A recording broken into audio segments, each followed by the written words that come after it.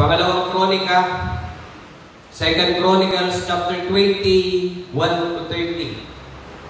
Ayan. Medyo mahaba po yung ating pong scripture. Pwede po ba tayong tumayo?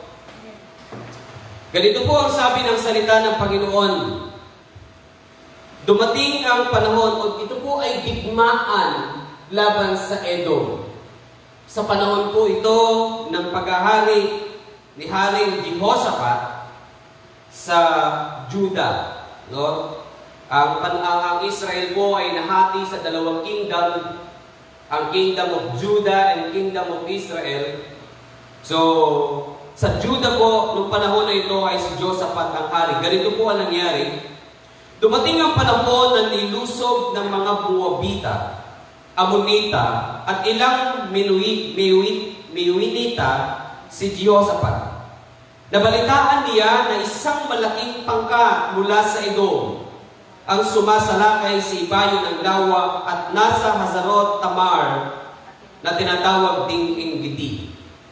Nabahala si Jehoshaphat at humingi siya ng patnubay kay Yahweh. Iniutos niya na mag-ayuno ang lahat ng mamamayan ng Judah. Nagtipon-tipon ang buong Judah upang humingi ng tulong kay Yahweh. Dumating sila buhat sa iba't ibang lungsod. Tumayo si Jehoshaphat sa harap ng mga taga-Huda at Jerusalem na nagtitipon sa bagong bulwagan ng templo. Nanalangin siya, O Yahweh, Diyos ng aming mga ninuno at ng buong kalangitan, kayo po ang namamahala sa lahat ng bansa at ikaw ang may lubos na kapangyarihan. Kaya walang maaaring lumaban sa inyo. O Diyos namin, ikaw ay nagpalayas ng mga taga rito upang ibigay ang lupain ito sa bayan mong Israel magpakailanman. Ginawa ninyo iyon ayon sa inyong pangako kay Abraham na inyong kaibigan. Dito nga sila tumira at itinayo nila ang templong ito upang dito kayo sambahin. Sinabi nila, kung may masamang mangyari sa amin tulad ng digmaan, baha, salot o tagutom, haharap kami sa templong ito upang humingi ng tulong sa inyo sapagkat dito kayo sinasamba. Tatawag kami sa inyo, papakinggan ninyo kami at iniligtas sa panahon ng aming kagipitan. Ngayon, sinasalakay kami ng mga kawal mula sa Ammon, Moab, at sa kabrulan ng Edom. Mga lugar na hindi ninyo ipinahintulot na puksain ng mga Israelita nang umalis sila sa Ehipto. Kaya sila'y hindi nawasak. Ngayon, ito po ang iginanti nila sa amin.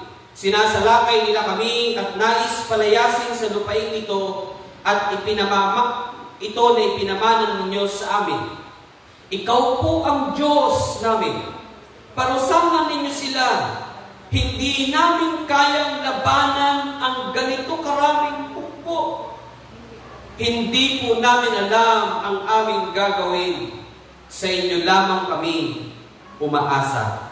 Samantala, lahat ng kalalakihan ng Judah kasama ang kanilang mga asawa at anak ay dumulog kay Yahweh. Ang Espiritu ni Yahweh ay lumubog kay Jezahel na anak ni Zacarias. Apo siya ni Bineas at anak ni Jeel na apo naman ni Matananyas. Isa sa mga Libitang anak ni Asa. Sinabi niya, makinig kayo, Haring Jehoshaphat, at kayo ngang taga Judah at Jerusalem. Ganito ang sinabi sa inyo ni Yahweh. Huwag kayong matakot ni masiraan ng loob dahil sa maraming kaaway. Ang Diyos ang makikipaglaban at hindi kayo. Harapin ninyo sila bukas sapagkat aahon sila sa Sis. Makakasagupan ninyo sila sa may dulo ng libis sa silangan ng ilang ng Jeruel. Hindi na kayo kailangang lumaban. Manatili na lamang kayo sa inyong kinatatayuan at maghintay. Makikita ninyo ang pagtatagumpay ni Yahweh para sa inyo. Kaya, hindi kayo dapat matakot ni masiraan ng loob. Harapin ninyo sila bukas sapagkat si Yahweh ang kasama ninyo. Verse 18. Si Jehoshaphat at ang buong Huda at ang mga mamayan ng Jerusalem ay nagpatira pa at sumamba kay Yahweh. Tumayo naman ang mga Levita sa angkan ni Kohat at Korah, at sa napakalakas na tinig ay nagpuri sila kay Yahweh ang Diyos ng Israel. Kinabukasan, maaga silang lumabas patungo sa ilang ng Tekoa. Ngunit bago sila umalis, sinabi sa kanila ni Jehoshaphat, "Makinig kayo, mga taga-Juda at mga taga-Jerusalem. Magtiwala kayo sa Diyos ninyong si Yahweh at magiging matatag kayo. Maniwala kayo sa kanyang mga propeta at magtatagumpay kayo." Matapos niyang paalalahanan ang mga tao, pumili siya ng mga awit na magpupuri kay Yahweh dahil sa kanyang kahangahangang kabanalan. Inilagay niya ang mga ito sa unahan ng makbo at habang daay umaawit. Purihin si Yahweh, pag-ibig niya'y tunay, laging tapat, kailanman. Amen? Hallelujah. Verse 22. Nang marinig ng mga kaaway ang awitan, ginulo sila ni Yahweh dahil dito sila'y nagkagulo. Ang sinalakay ng mga Amonita at Moabita ay ang kasama nilang mga taga-Edom, at ninipol nila ang mga ito. Pagkatapos, sila ang nagpatayan. Umakyat ang mga taga-Huda at taga-Juda sa tore na nasa disyerto at nagmanman sa mga kaaway. Wala silang nakitang nakatakas. Lahat ay patay at nakahandusay sa lupa. Napakaraming nasamsam ni Jehoshaphat at ng kanyang mga kasama. Halos hindi na nila madala ang nasamsam nilang kawan, mga kagapitan, damit at maraming mga lagang bagay. 3 araw nila itong hinakot, ngunit sobrang dami ay hindi nila nakuhang lahat. Nang ika-4 na araw, nagtipon sila sa isang libis at nagpuri kay Yahweh. Kaya simula noon, tinawag na libis na Bereka ang lugar na iyon. Sa pangungunan ni Jehoshaphat, umuwi na ang lahat ng mga taga-Juda at Jerusalem. Tuwang-tuwa sila dahil sa tagumpay na pinagkaloob sa kanila ni Yahweh. Pagdating nila sa Jerusalem ay tumuloy sila sa templo, kasabay ng tugtog ng mga alpa, lira at trumpeta. Mula noon, ang lahat ng kaharian at bansa ay natakot nang malaman nila kung paano tinalo ni Yahweh ang mga kaaway ng Israel. Naging tahimik ang buong nasasakupan ni Jehoshaphat at binigyan siya ng Diyos ng kapayapaan sa buong kaharian. Purihin po ang Panginoon. Ang sarap po magbasa ng salita ng Diyos kahit mahaba. Amen? Amen. It's so exciting. Makakaupo na po kayo. Exciting po na mabasa po natin itong mensahe po na ito. Alam po ninyo, dito po sa atin po prayer meeting, iba po pinag-uusapan. Nakalataan niyo po ba yun? Hindi. Hindi. Sa prayer meeting po, iba pinag-uusapan. Pagdating po sa ating service na Sunday, iba po yung atin po pinag-uusapan. Dito po sa prayer meeting, iba din. Bakit? Kasi po, tayo po dito ay mga prayer warrior. Tayo po dito ay nakikipaglaban. Ano bang pagsubok mo sa iyong buhay, laban yan. At hindi tayo galit sa tao, galit tayo sa kaaway. At pag si pastor sumisigaw, at para nakikipagdigma, kasi po hindi po natin kailangan po i-baby ang kaaway dahil tayo po hindi tinatantanan. Kaya kailangan po natin pong maging matapang. Amen? Hindi po tayo galit sa tao. Galit po tayo sa kaaway na siya ang nagpapahina sa sino man sa atin. At kailangan po natin po na ipagtanggol po ang atin pong mga mahal sa buhay. Ipagtanggol po natin ang mga kapatiran, ipagtanggol po natin ang mga anak ng Diyos sa gawa ng kaaway. Amen? Kaya po sa prayer meeting, iba. para tayo nakikipaglaban. Sa worship, Sunday service natin po, sa atin pong pagsamba sa Panginoon, iba din.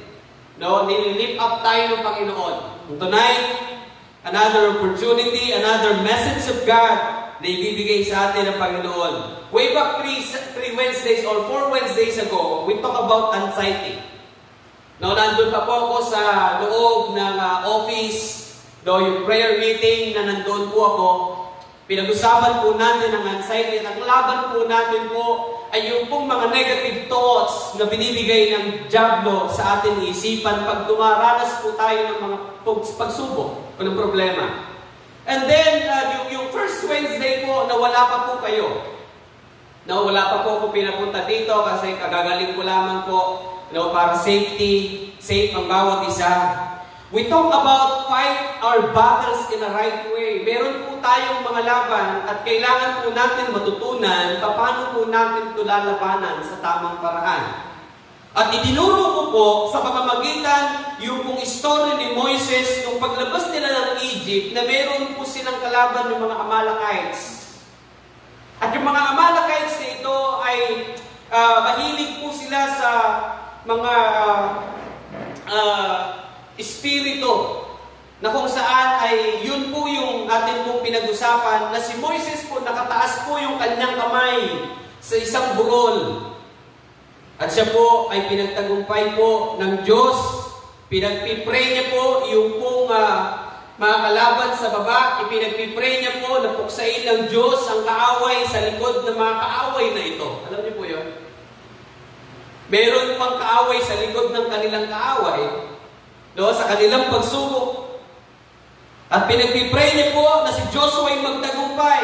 And while Moses is fighting the spiritual thing, Joshua is fighting with his men yung physical.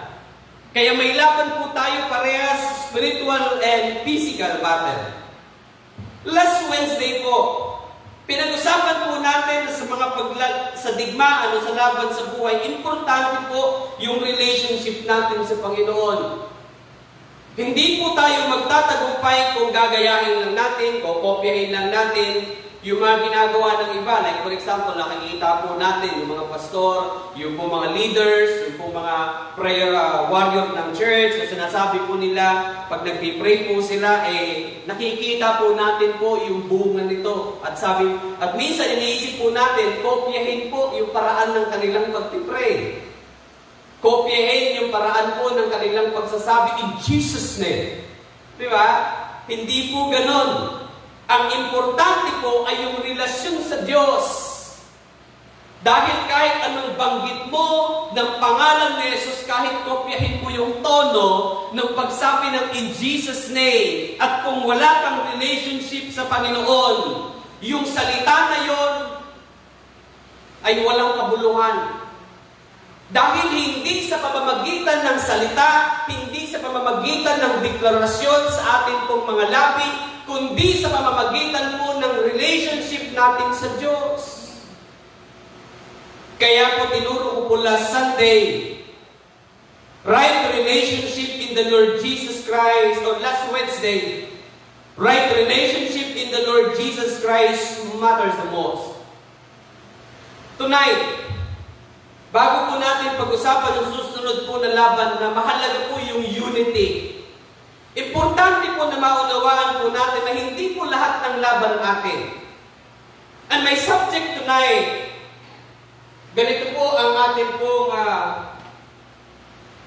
title. Hindi lahat ng laban ay atin. Maunawaan po natin sa ating pong mga buhay na may mga laban po na hindi po dapat nating pakialaman. Halimbawa po, nakarinig po kayo ng isang tao o dalawang tao nagtatalo. At wala po kayong kinalaman sa kanila. Tanong ko po, kailangan nyo po bang mangialam? Hindi nyo kilala. Hindi nyo alam ang punot dulo ng kanilang pag-aaway. Napadaan lang po kayo sa isang lugar. Kailangan nyo pong makialam. Mayroon pong mga bagay po na hindi po natin dapat pakialaman. At mayroon pong mga laban po na hindi po natin dapat harapin o hindi po natin dapat labanan. I should say, baguhin ko po, hindi natin dapat labanan. Harapin natin, pero hindi tayo ang lalaban. Sa ating pong story tonight, makikita po natin in the life of Jehoshaphat, dumating sa punto ng kanyang paghahari na nilusog po siya ng isang malaking mukbo. Nagkaroon po ng pag-uusap itong 30 bansa na to ng Moab, ng Ammon, at saka ng Edom. At sila po ay nagkasundo na maging magkaisa, lusubin po si Jehoshaphat. At sabi po dito, nabalitaan po ni Jehoshaphat na sobrang laki ng hukbo na paparating. At nung narinig niya po ito, nagdulot po sa kanya ng takot. Verse 3, nabahala siya. Natakot po si Jehoshaphat. Sa verse 12, sabi po niya doon, hindi niya alam anong kanilang gagawin. Hindi nila kaya. Sabi niya, bilang isang hari, nagpipray siya sa Panginoon. Sabi niya, hindi po namin kaya itong ganito kalaki, ganito karaming mandirigma. Hindi po namin kaya. Isa siyang hari, at siya'y nagsasalita sa kanyang mga tauhan, at siya po ay parang walang magagawa. Di ba parang ironic po, di ba? Leader ka eh. Di ba pag leader ka ngayon, sa bansa po natin, nagsusulputan sino yung tatakbong presidente. Then marami po silang sinasabi, marami pong pangako, yung iba matapang, yung iba hindi. And then paminsan, akala po natin, baka hindi tayo mapagtanggol nitong presidente natin na to pag ito nanalo. Si Jehoshaphat po, nung siya po ay nangungusap sa kanyang mga kasama bilang isang hari, na sinabi niya po sa kanyang mga labi, sa kanyang prayer, Lord, sabi niya, hindi namin ito kaya. Itong ganito kalaki. Lord, sabi niya, hindi ko alam anong gagawin namin. Hindi maganda na marinig po ng mga tao yung iyong kahinaan.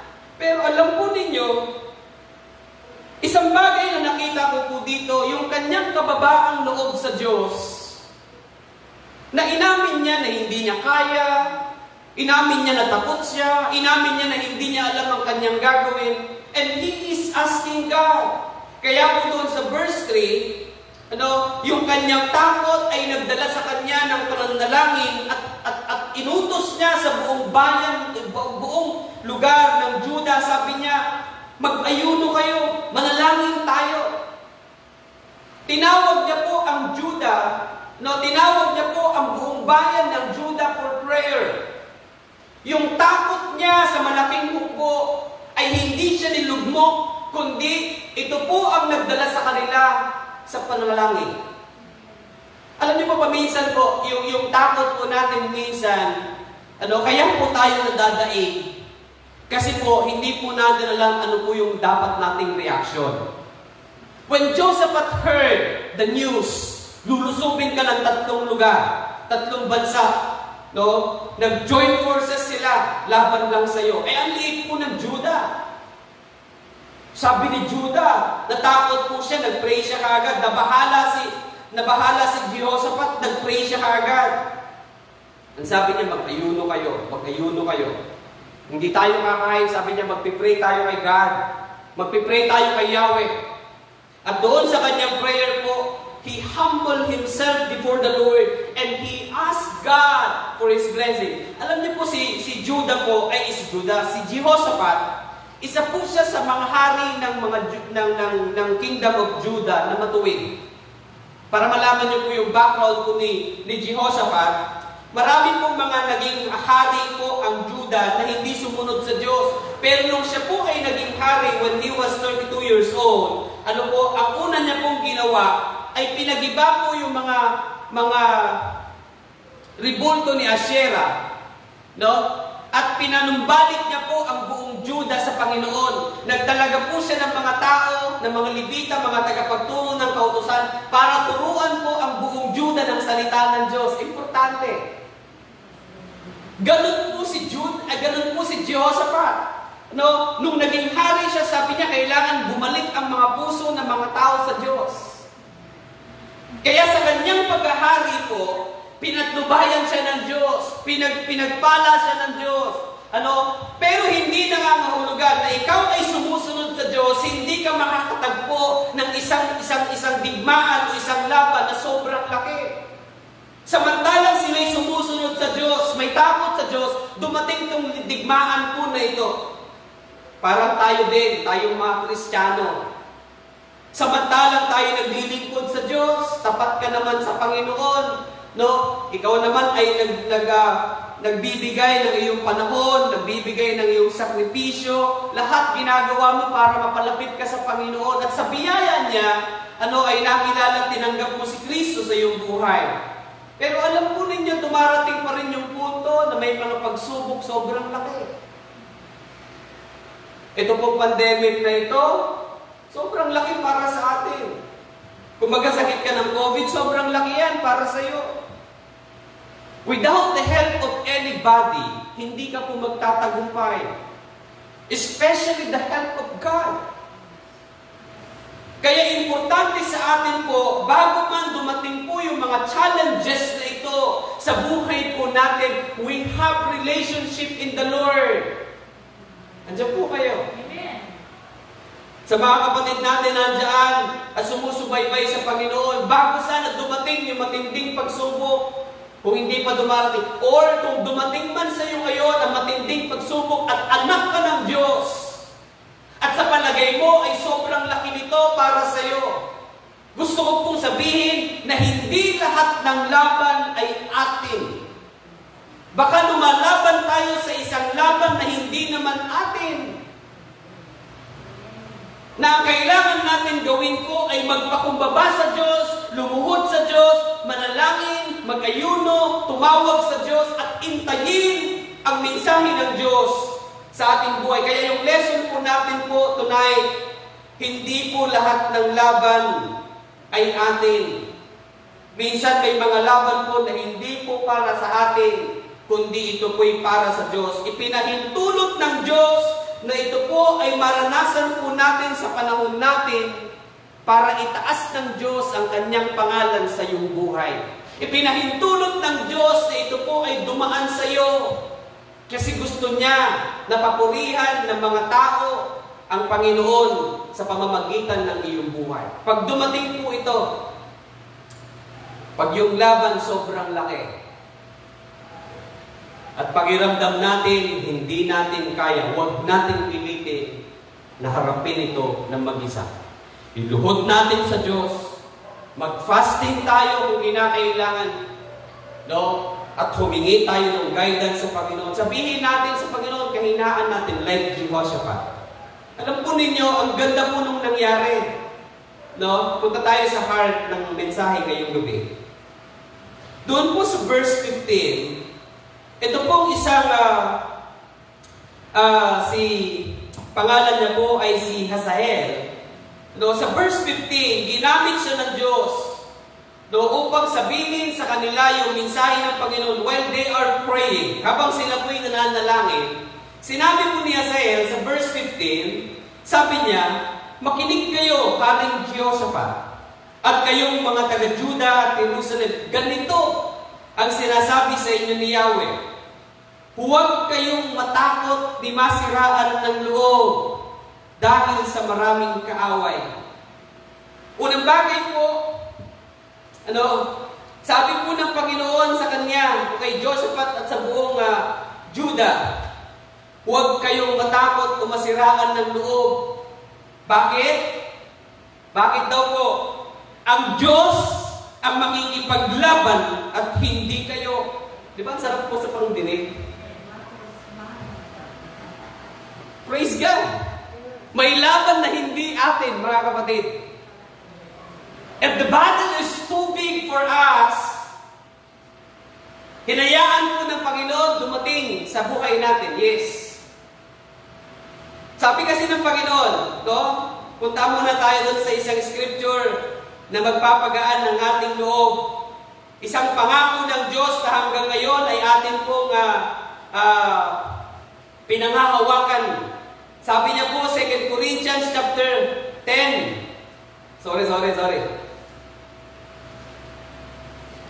Corinthians chapter 10, verse 13.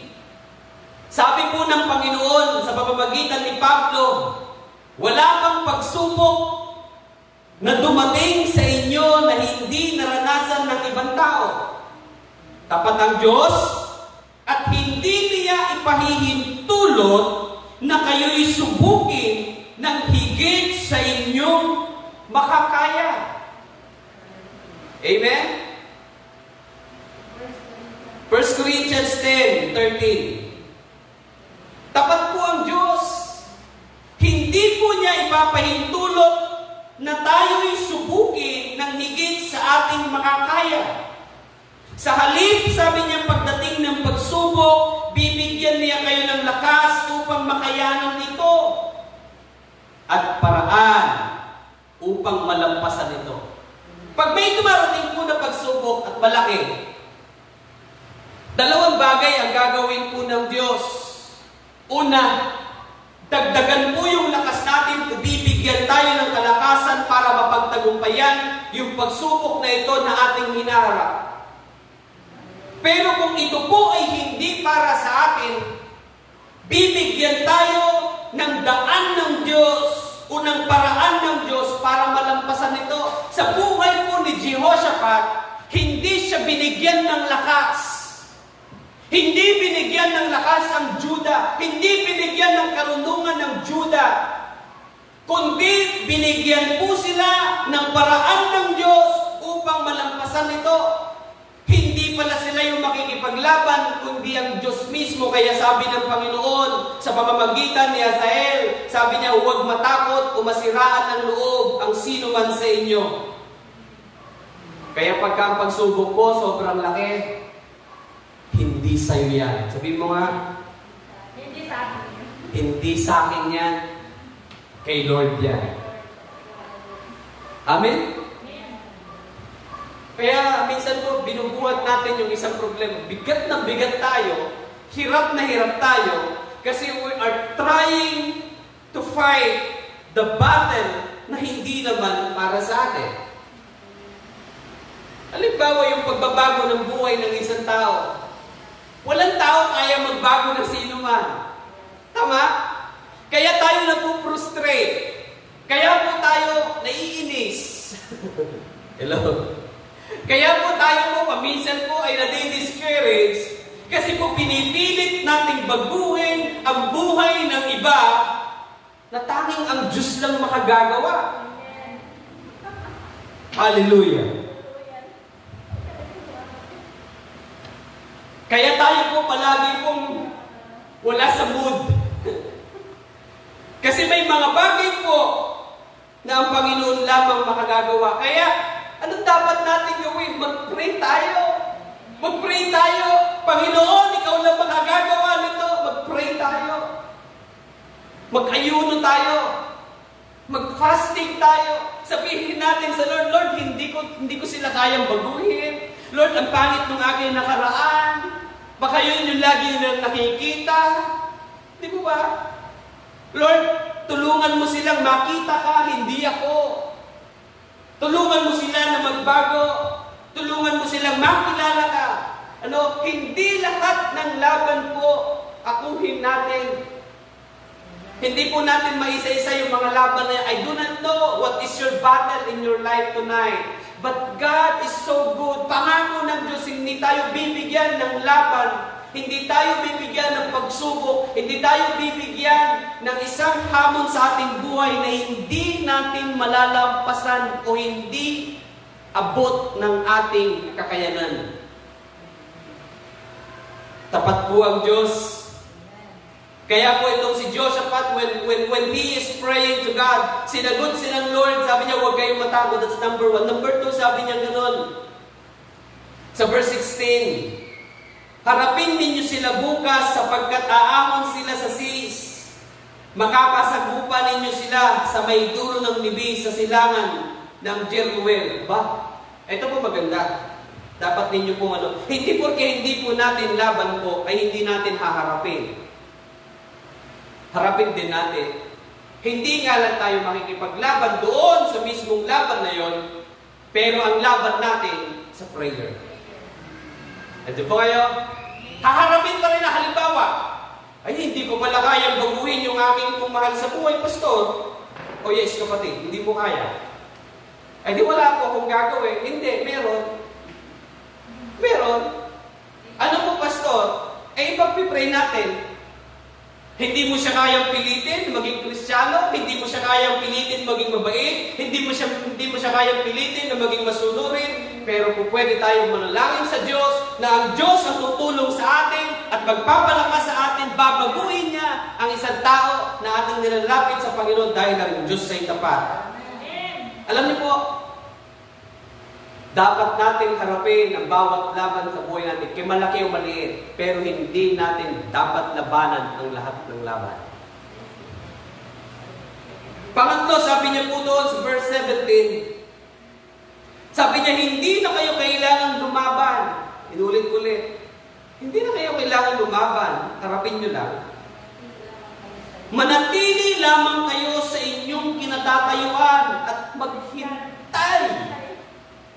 Manatili po kayo nasaan kayo ngayon. Manatili kayo sa Panginoon. Manatili kayo sa faith ninyo sa Lord. Manatili kayo nasaan po yung kalagayan po ninyo sa relasyon nyo sa Panginoon. Be faithful to God, Lord. Kahit hindi ko nakikita na may ginagawa ka, alam ko may ginagawa ka, mananatili akong tapat sa iyo, and I will stay, and I will be still, and I will wait. Maghihintay po ako. Kasi ang sabi po ng Panginoon, manatili kayo sa inyong kinatatayuan at maghintay. Minsan po, nahirapan kasi tayo maghintay. Nagmamadali kasi tayo eh. Hello?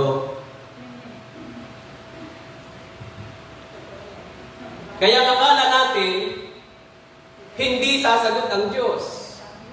Kasi masyado tayo nagmamadali. Pero ang sabi ng Panginoon, manatili kayo at maghintay. Yung mga sakit na naranasan po natin at gusto po ng Diyos na i-restore sa ating buhay, harapin po natin. It's too big for us. Mas malaki kayo sa atin. Lord, di ko kayang pagalingin ang aking sarili. Pero kaya mo akong pagalingin. Hindi ako kailangang matakot o masiraan ng loob. Haharapin ko to. Ipagpipray ko to. Ipagpapasting ko to. Lalabanan. Ano ba yung tawag dito? Hindi ko to kailangan labanan. Haharapin ko to, Lord. At maghihintay po ako. Mananatili ako sa iyo, Panginoon. Alam niyo po, may mga laban naman, siyempre may.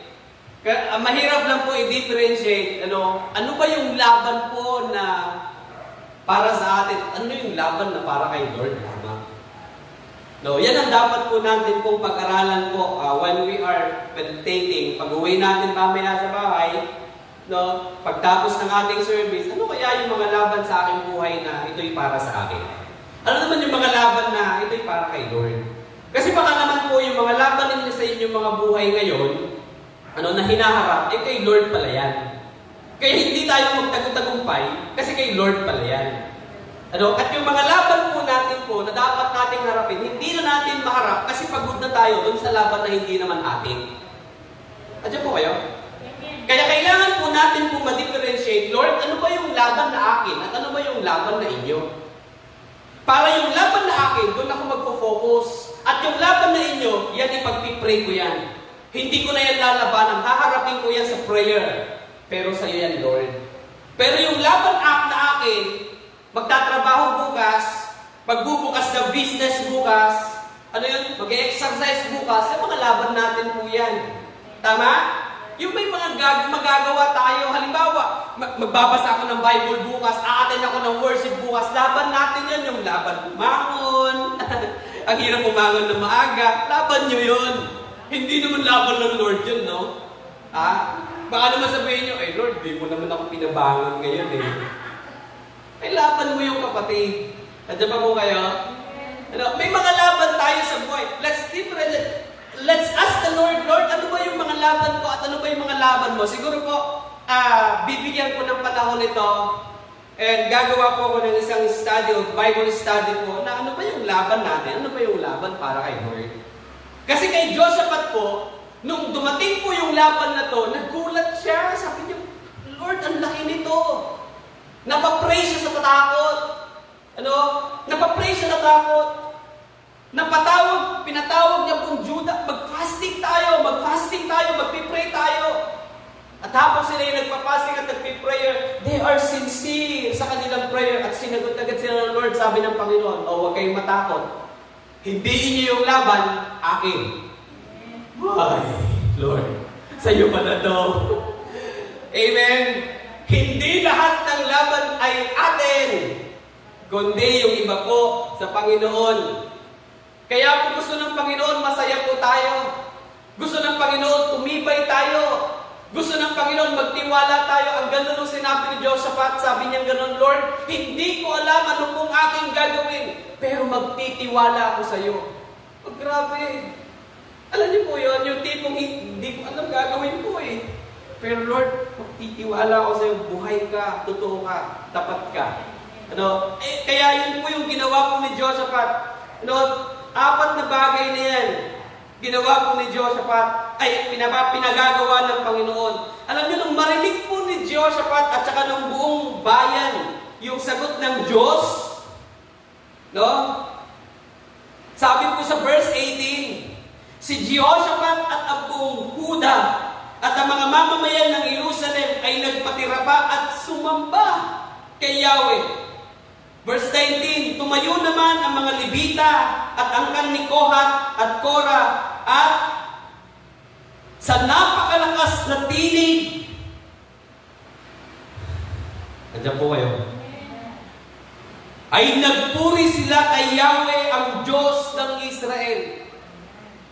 Yung takot, yung pangamba, na una nandun sa kanilang puso, bago sila nag-pray, nung nag-pray na sila, nung nag-fasting na sila, sinabi ng Diyos, hindi inyo yan, akin yan, huwag kayong matakot, ako lalaban. Sabi niya, hindi kayo lalaban, harapin ninyo, manatili kayo doon sa inyong kinatatayuan, maghintay kayo. Napalitan po yung takot at pangamba ng kagalakan ng kanilang puso, umawit sila sa Panginoon, nagpuri sila sa Diyos. Hallelujah! Kaya po tayo po, kahit na tayo po ay meron pong pinagdadaanan, alam mo po yung laban mo, hindi ka nag-iisa. Alam mo yung laban mo sa iyong buhay, hindi lahat iyo sa Panginoon. Alam natin na tayo po'y hindi pababayaan ng Diyos, anak na tayo. Kahit meron kang pagsubok, umaawit ka, God is fighting for us. Hallelujah! Umaawit tayo ng papuri sa Panginoon. Kasi po ang Diyos, tapat siya, anak kanya, hindi kanya pababayaan. At meron pang isang hamon. This is number 5. Si Josaphat na po nagsabi nito. Importante kasi ito sa buhay po natin sa verse 20. Kinabukasan, maaga silang lumabas patungo sa ilang ng Tekoa. Sumusunod na po si Joshua ngayon kasi sabi ng Panginoon, bukas harapin ninyo. Ngunit, bago sila umalis, sinabi sa kanila ni Jehoshaphat, di ba si Jehoshaphat po, nagpakita ng takot, nagpakita ng pangamba, nagpakita ng hindi niya alam gagawin niya sa harapan ng Israel. Di ba? Nagpakita ng kainahan, Lord, hindi namin sila kaya. Pero at the time when he received the message of God, tumayo po siya bago sila umalis. Sabi niya, makinig kayo mga taga-Juda at Jerusalem. Magtiwala kayo sa Diyos ninyong si Yahweh at magiging matatag kayo. Maliwala kayo sa kanyang mga propeta at magtatagumpay kayo. Si Josaphat na natakot nung una at nakatanggap ng mensahe ng Diyos, tumayo siya ng may katapangan, sabi niya, magtiwala kayo kay Yahweh. Amen? Hallelujah. Magtiwala po tayo sa Panginoon. That's number 5. Magtiwala tayo sa Panginoon. At meron siyang ginawa si Jehoshaphat. At ito gusto ko. Praise and worship. Sana nandyan kayo. Kaya lang prayer meeting ngayon eh. Sana, baka wala kayo ngayon. No? Sana nandito pa rin kayo. Praise team. Kung nandyan po kayo. This is for you. Hallelujah. This is for you. Sabi ko dito. Matapos niyang palalakanan ng mga tao, pumili siya ng mga awit na magpupuri kay Yahweh. Dahil sa kanyang kahangahangang kabanalan, inilagay niya ang mga ito sa unahan ng hukbo. At habang daay, umaawit, purihin si Yahweh. Pag-ibig niya'y tunay, laging tapat, at kailanman. Alam niyo po, hindi po ang pinauna ni Jehoshaphat ay yung mga gagaling na mga mandirigma o mga sundalo. Ang pinauna niya po, yung magagaling kumanta. Praise the Lord! Hindi pa man sila nananalo. Dahil natanggap ni Jehoshaphat ang salita ng Diyos, ang laban hindi inyo, akin. Ang laban ay hindi kayo nag-iisa, sasamahan ko kayo. Harapin ninyo ako magbibigay ng tagumpay. Hindi pa man tapos yung laban, meron nang kumakanta. Umaawit sila ng papuri sa Diyos.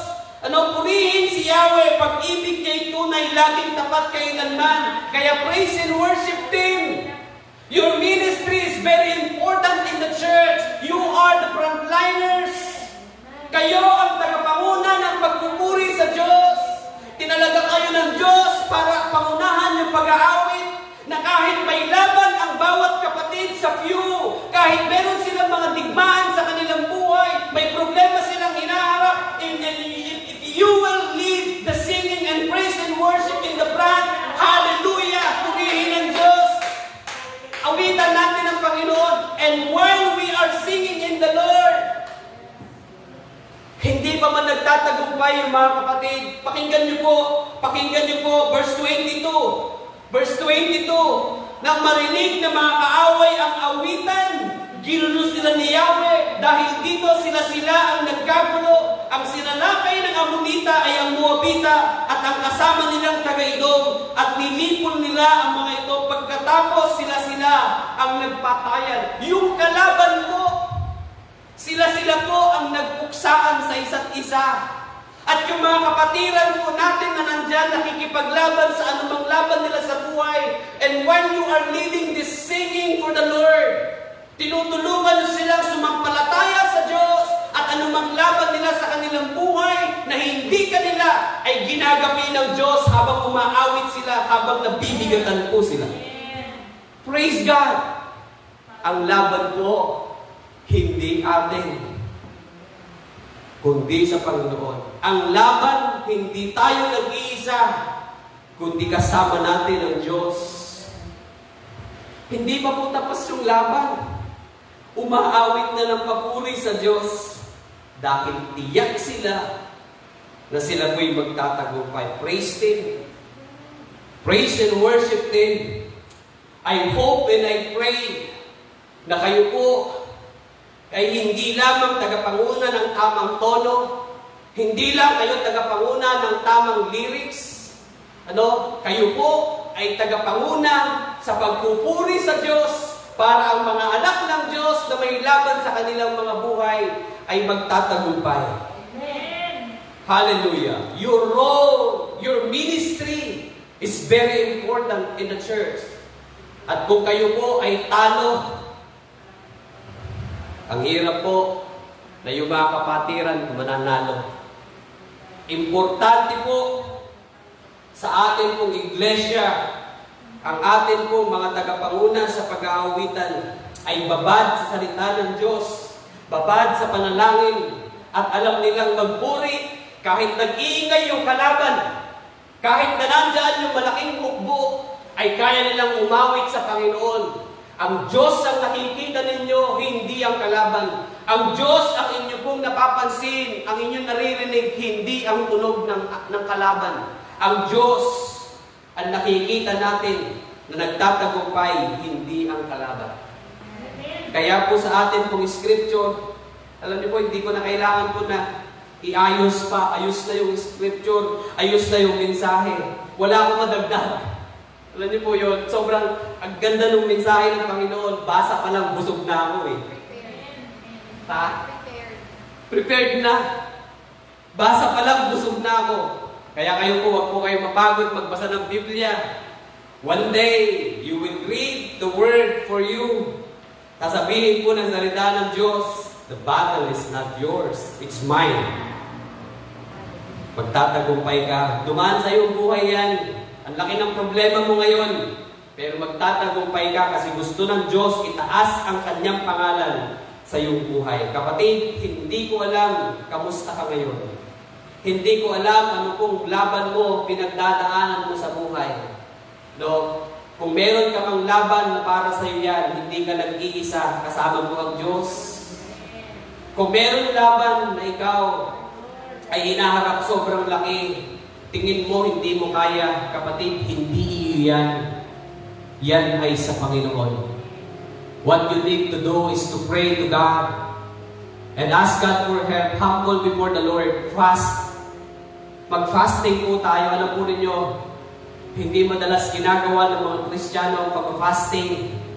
Hindi na-emphasize ng mga Kristiyano ang pag-fasting. Mag-fasting po tayo. Pag sobrang laki ng ating pong laban, sanayin natin ang ating sarili, mag-fasting tayo. Hindi lang para mag-diet. No? Yung bang tipong hindi ka lumalakas physically, pero yung punto na yon lumalakas naman ang iyong spiritual. No, we need to do something sa ating pong buhay para tayo po'y mag-grow. Fasting is another thing sa ating Christian discipline. Kapatid, sila Josaphat po nagtagumpay. Naunawaan nila bago pa sila sumabak sa laban. The battle is not theirs, hindi para sa kanila, kundi para sa Diyos. Yung laban mo ngayon, hindi ka nag-iisa, kasama mo ang Diyos. Kung mabigat para sa iyo yung laban mo ngayon, hindi yan para sa iyo, kundi yan ay para sa Diyos. Kapatid, mag-pray tayo. Ready na po ba kayo mag-pray? Mag-pray tayo tonight. Hilingin natin sa Panginoon, bigyan tayo ng kaunawaan. Hilingin natin sa Diyos, bigyan tayo po ng kalakasan, ng tibay ng ating pananampalataya. Hilingin natin sa Diyos, pagtagumpay tayo ng Panginoon. Kung sobrang laki man ang iyong pinagdadaanan ngayon, hindi lahat ng laban iyo. Ang iba ay sa Diyos lamang. At anumang laban mo sa iyong buhay, hindi ka nag-iisa. Kasama mo ang Panginoon, kasama mo ang bawat kapatid sa iglesia. Laban lang. Laban lang. Harapin natin. Harapin natin. Kakayanin natin ito. Tutulungan tayo ng Diyos. Tayo may manalangin. Dakilang Diyos ang banal ng mga pangyarihan. Maraming salamat po, Panginoon, sa gabing ito.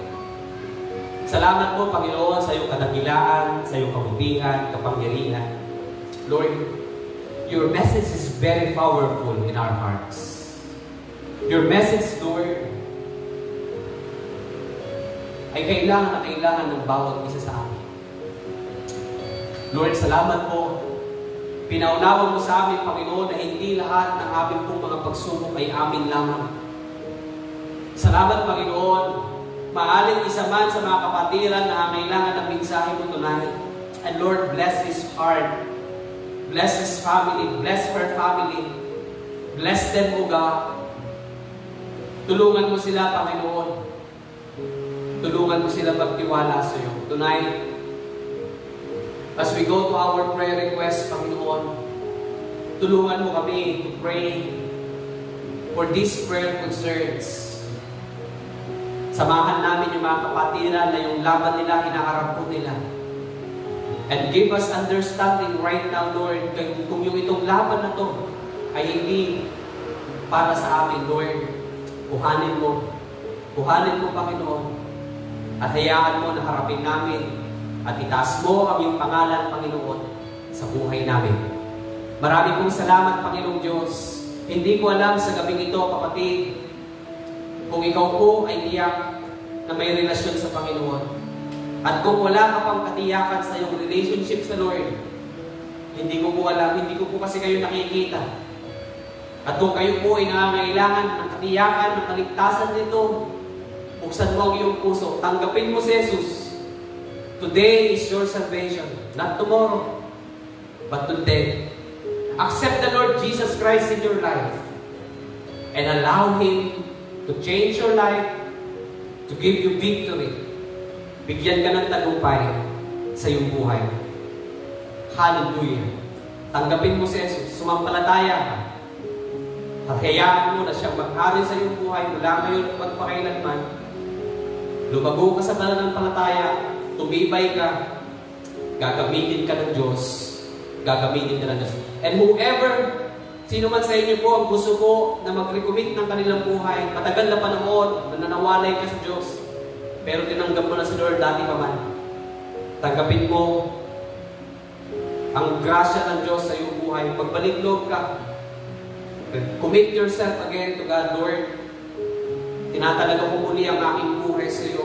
Patawarin mo ko sa anumang aking pong mga nagawa. Patawarin mo ko sa aking panghihina, sa aking paglayo. But again, use me.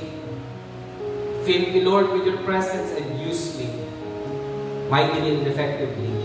At sa bawat kapatiran, Panginoon, na nagpapatuloy sa paglilingkod, na sila po ay patuloy mong pinatatagan, Lord, dagdagan mo po muli ang kanila pong strength. Dagdagan mo muli ang kanilang pananampalataya tonight. Dagdagan mo muli, Panginoon, ang kanilang understanding sa iyong salita. At uuwi sila na matagumpay, may kagalakan, may bagong aral na kanilang daladala. Nalaman po namin na hindi lahat ng laban amin. Yung laban sa cross, Panginoon, hindi amin, kundi inyo. Yung laban ng kaligtasan, hindi amin, Panginoon. Hindi namin kayang iligtas ang sino man o ang aming sarili. Kundi ang laban na yan ay inyo. And thank you, God, that the battle is not ours, but it's yours. Thank you, Lord. Tonight, bless everyone na nandito ngayon. Nandito po sa church, nandyan po sa online, pagpalain ng Panginoon ang kanilang buhay. Maraming pong salamat. Tinataas ka namin, Panginoon. Aawitan, papupulian, paglilingkuran. Ito po ang aming dalangin sa pangalan ni Jesus. Amen. Amen. Kapatid, kung hindi lang po dahil